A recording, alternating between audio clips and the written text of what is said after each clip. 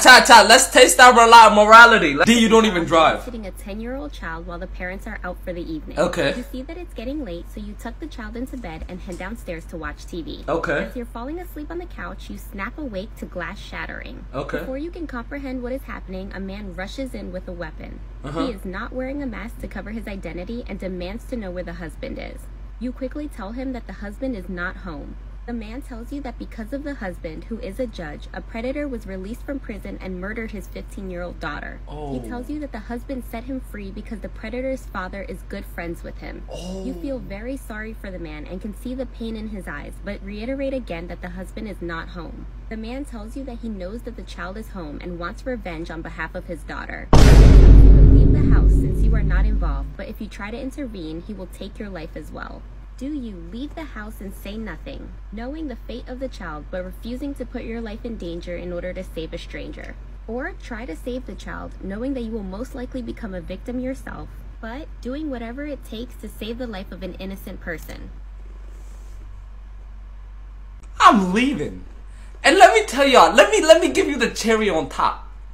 Even if he didn't have that story, I'm leaving. I'm a babysitter. What the fuck?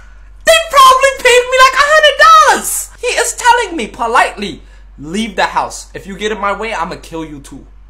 I'm leaving regardless. You didn't even have to tell me all that, sir. I'm leaving. I'm on my way. May God be with that kid. But I'm getting out. What is going on, chat? You talk about you want me to die over a kid I don't even know? Maybe I'll try to talk it out with him. Hey, the kid didn't do anything. Please listen to me. The kid didn't. I would never try to like physically stop him. I would talk him out of it. Please, the kid didn't do anything. Maybe like I can set up the husband for you, and the husband, you can kill the husband, whatever the case might be. But the kid didn't do anything. God wouldn't want this. Blah blah blah blah blah. Like your daughter wouldn't want this. Blah blah. I'll try to talk him out, but never would I get in the way. Like. Y'all know what time it is. Let's test your morality. Okay. You are home alone late one night getting ready for bed when your sibling unexpectedly drops by. They seem to be in a state of panic and you ask them what is wrong. They tell you that they got into an altercation with a stranger. During the altercation, your sibling pushed the other person, causing them to fall head first, instantly ending their life. Your sibling tells you that they did not mean for them to fall and hit their head and it was just an accident. You keep your mouth shut and you tell them that they can stay with you for a couple days just to cool off. A couple days later, you look on the news and see that somebody else was arrested for the murder that your sibling's done. Do you confess to the police to free the innocent person that was arrested? Or do you say nothing because you can't turn in your own family member? Oh, fuck! Yeah, I'm not snitching. I'm staying solid. I'm staying solid. That's my family, bro.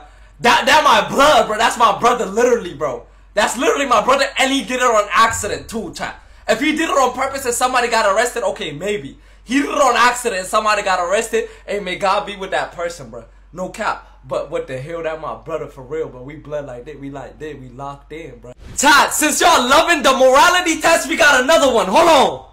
Let's test your morality. You and your sibling are very close and decided to become roommates a couple years ago. Okay. One night, you both are watching a movie together at home when your sibling gets a call from their ex.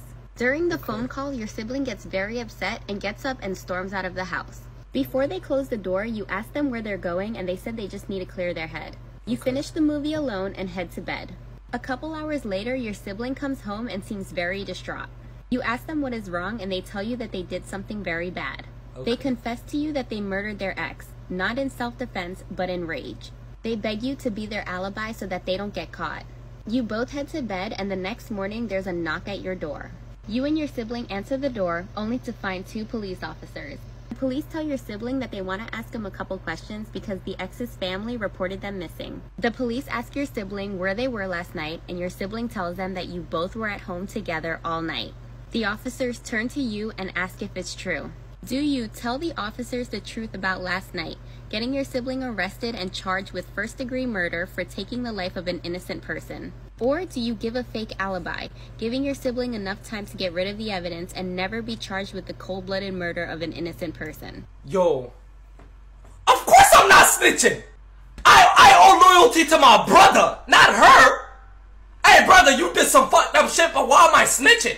What is him going to jail gonna do? I thought this question was gonna be like, would you tell the cops or not tell them and risk going to jail with him? I was gonna be like, oh shit. If there's no risk that I'm going to jail, of course I'm not telling. Hey, snitches get stitches. I'm from the hood for real. Rah. Ha ha ha. Let's test your morality. You and your significant other have been married for 7 years. Okay. You are both very much in love and enjoy doing things together, Okay. but you realize for the past week your significant other has seemed stressed and distant. Mm-hmm. You confront them, but they tell you it's just work stress and to not worry. Okay. You decide to take them on a hiking trail since they love the outdoors. Okay. They agree, and you call your sibling to tag along since they also love the outdoors. As the three of you are hiking near the edge of a cliff, your significant other stops to talk to you. You all sit near the edge to take a break, and your significant other confesses to you that they have slept with your sibling about a week ago. You look over to your sibling, who has their head down but doesn't seem shaken up by the confession. Your significant other apologizes and tells you that they were intoxicated and that it will never happen again.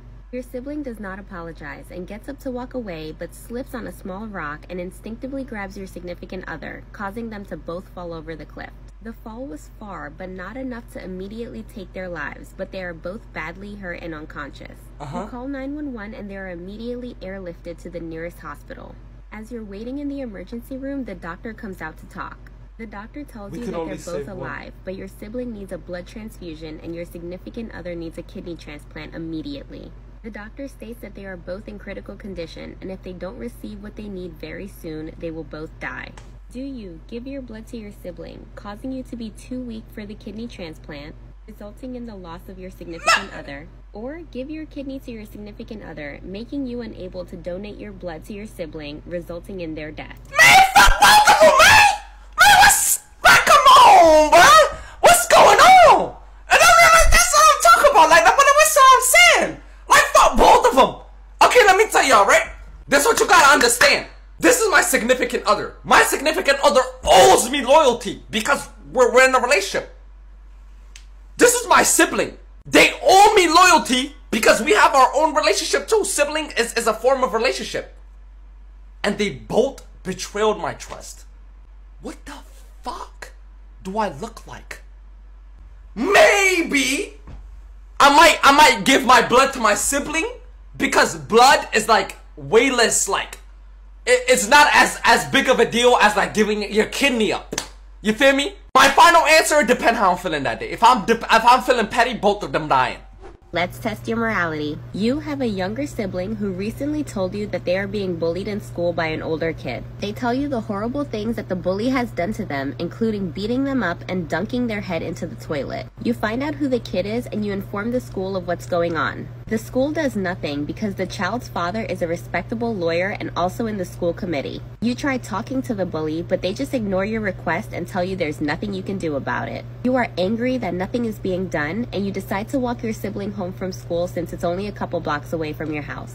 While walking your sibling home, you cut through an alleyway and see a terrifying scene. You see the same kid that has been bullying your sibling getting dragged into a white van, kicking and screaming. They are begging for help, but the suspect manages to throw them in the van and close the door. You were able to get a good look at this person who kidnapped the child, but they did not see you. They immediately drive off and you manage to get the license plate number as well. You assume that this kidnapping had something to do with the child's father being a prosecutor. Do you give the police the information that you obtained, such as the license plate and how the suspect looked, putting aside the bullying concerns but putting your life in danger? Or do you say nothing because of the horrible things that the bully has put your sibling through, and keeping yourself safe from possible retaliation from the criminal? To be honest, I was finna give that license plate away until she said, risk your life.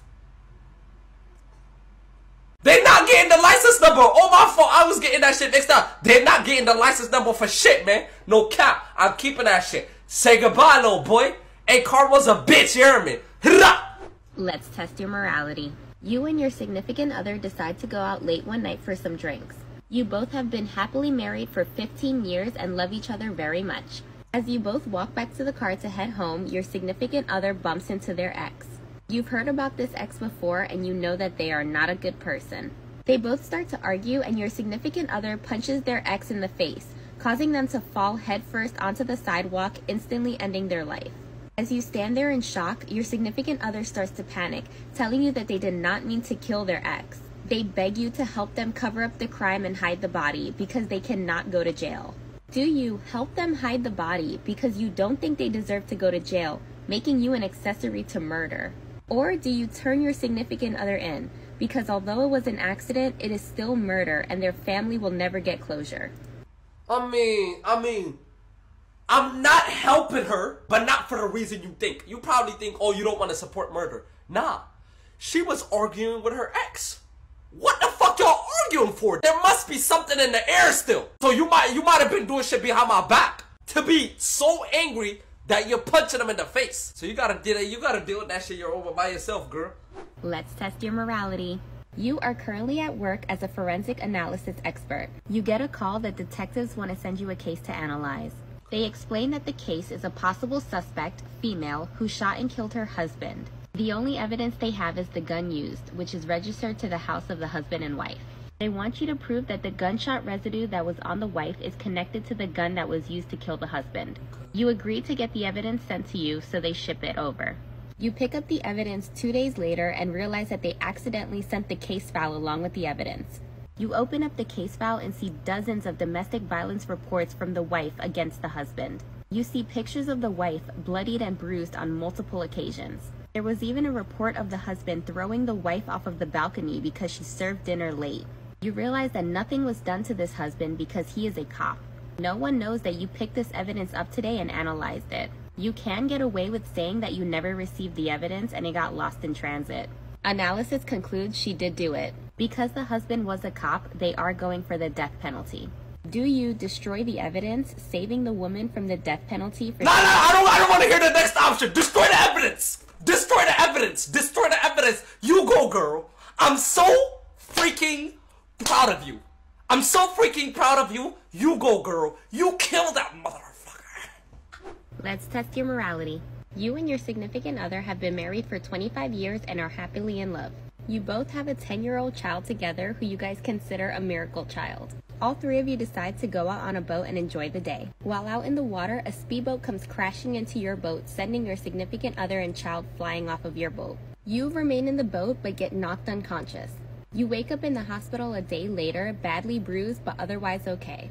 The doctor rushes into your room and tells you something that you were not prepared to hear. Your significant other is in a coma and on life support with minimal brain damage. Your child is in the other room needing an emergency organ transplant to save their life. The doctor tells you your significant other should have woken up by now but has a 70% chance of waking up in the next few hours. On the other hand, your child needs an emergency organ transplant right now to save their life. The doctor knows this is an excruciating choice, but they still have to ask. Do you take your significant other off of life support and allow the doctors to use their organs to save your child? Or do you keep your significant other on life support because they have a high % chance of coming back, which will put your child on the list for an organ transplant with a 5% chance of getting it in time? I don't know. This is the toughest one by far. Can they take my organs? If they can use my organs, take my organs, right? That's my first option.